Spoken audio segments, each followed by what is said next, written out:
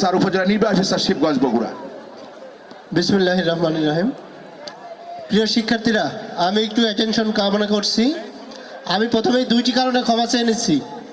আমি এই প্রতিষ্ঠানের সভাপতি হিসেবে এইটা যে এরকম খোলা মাঠে আয়োজন করা হবে আমি এটা জানতাম না।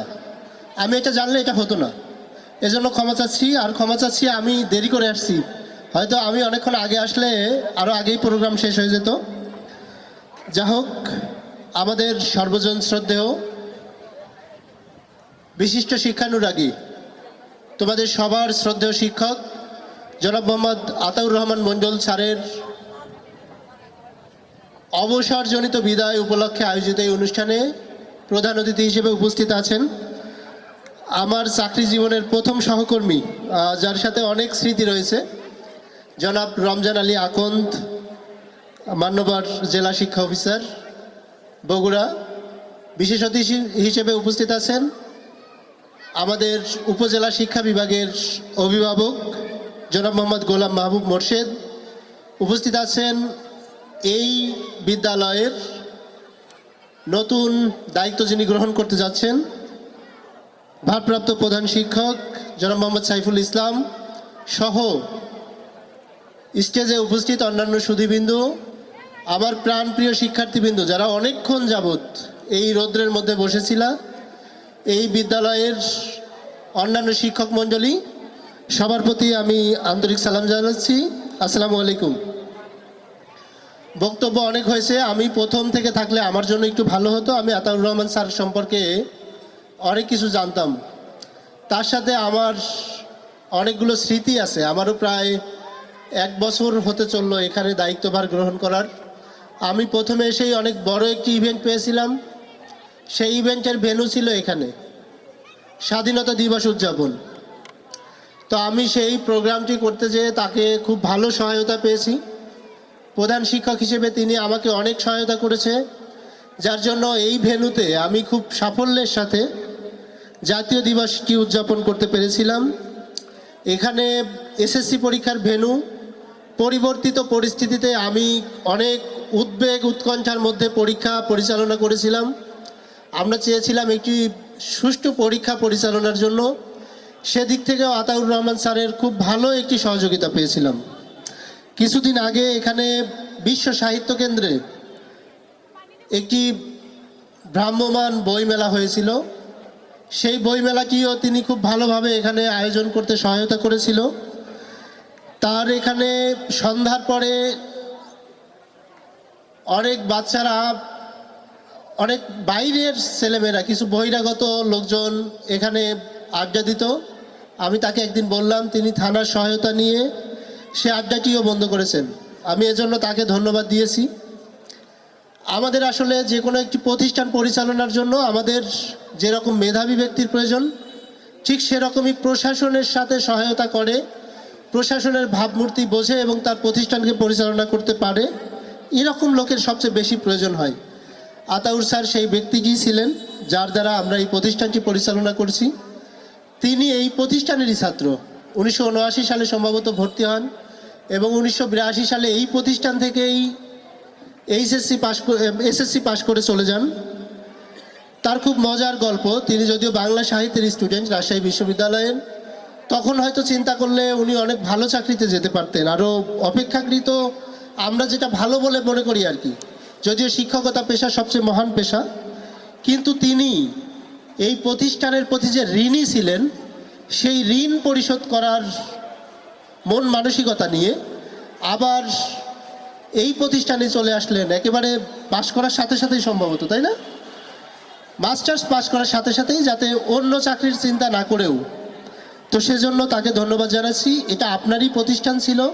আপনি একসময় একেবারে কৈশোর ছাত্র হিসেবে যেরকম এই সবুজ চত্বরটাকে মাতিয়েছেন, আবার দীর্ঘ প্রায় 3 দশক শিক্ষক হিসেবে এটার অভিভাবক হিসেবে দায়িত্ব পালন করেছেন। আপনার এখানে অনেক স্মৃতি, অনেক কিছু। একটা স্মৃতি শিক্ষার্থী হিসেবে, আর একটা স্মৃতি শিক্ষক হিসেবে। শিক্ষকেরও আপনার আবার 2টা স্মৃতি আছে। একটি হলো বেসরকারি শিক্ষক হিসেবে, বেসরকারি প্রতিষ্ঠান হিসেবে, আবার যখন সরকারি প্রতিষ্ঠানে রূপান্তরিত হলো সে হিসেবে। তো আপনার এখানে অনেক স্মৃতি রয়েছে, আপনি অনেক ভালো কাজ করেছেন। আমাদের অনেক স্যারের সাথে আপনার কাজ করার অভিজ্ঞতা আছে। যখন এই প্রতিষ্ঠানকে আপনি জাতীয়করণ করেছেন সেখানে অনেক স্যারের সাথে কাজ করতে হয়েছে, তাদের সাথেও হয়তোবা অনেক স্মৃতি রয়েছে। আপনি ভালো থাকবেন এই প্রত্যাশা করি। আমি শিক্ষার্থীদের বলবো, তোমরা শিক্ষাগুরুর মর্যাদা কবিতাটি পড়েছো কিনা জানি না, যদি কেউ পড়ে থাকো, যদি কেউ না পড়ে থাকো, আজকে যে আবার সেই কবিতাটি পড়বে, সেই কবিতাটির মর্মার্থ উপলব্ধি করার চেষ্টা করবে। আমি চাইবো আতাউর রহমান স্যার যেহেতু এখান থেকে চলে যাচ্ছেন, সে যেখানেই থাকুক তোমরা তার প্রত্যাশা মঙ্গল প্রত্যাশা করবে সবসময়। একজন শিক্ষক হিসেবে যে সম্মান তার প্রাপ্য সেই সম্মানটুকু দিবে।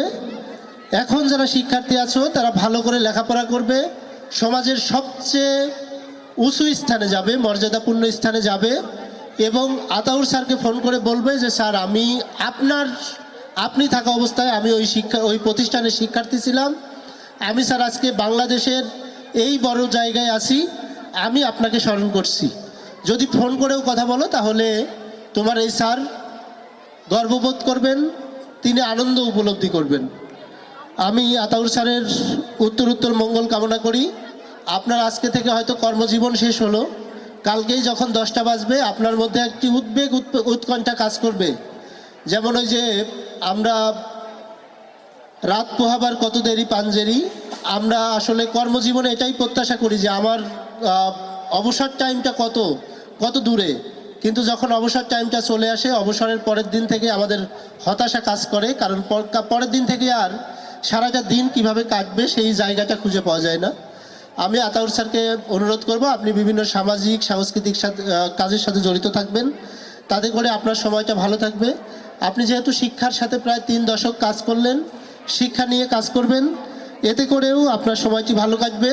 এ রাষ্ট্রের উন্নয়নে আপনার অবদানটা আরও মসৃণ হবে। আমি আতাউর স্যারের সর্বাঙ্গীন মঙ্গল কামনা করে রবীন্দ্রনাথের কবিতার 2টি লাইন দিয়ে শেষ করছি। হে ঐশ্বর্যবান, তোমারে যা দিয়েছিনু তা তোমারই দান, গ্রহণ করেছ যত, ঋণী তত করেছ আমায়, হে বন্ধু বিদায়। আমি আতাউর স্যারের উদ্দেশ্যে বলবো, আপনি এখানকার শিক্ষার্থী ছিলেন বলে রাজশাহী বিশ্ববিদ্যালয় থেকে পড়ালেখা শেষ করেও এই ঋণ পরিশোধ করার জন্য এখানে শিক্ষক হয়েছিলেন। 3 দশক ধরে এখানে শিক্ষাদান করেছেন।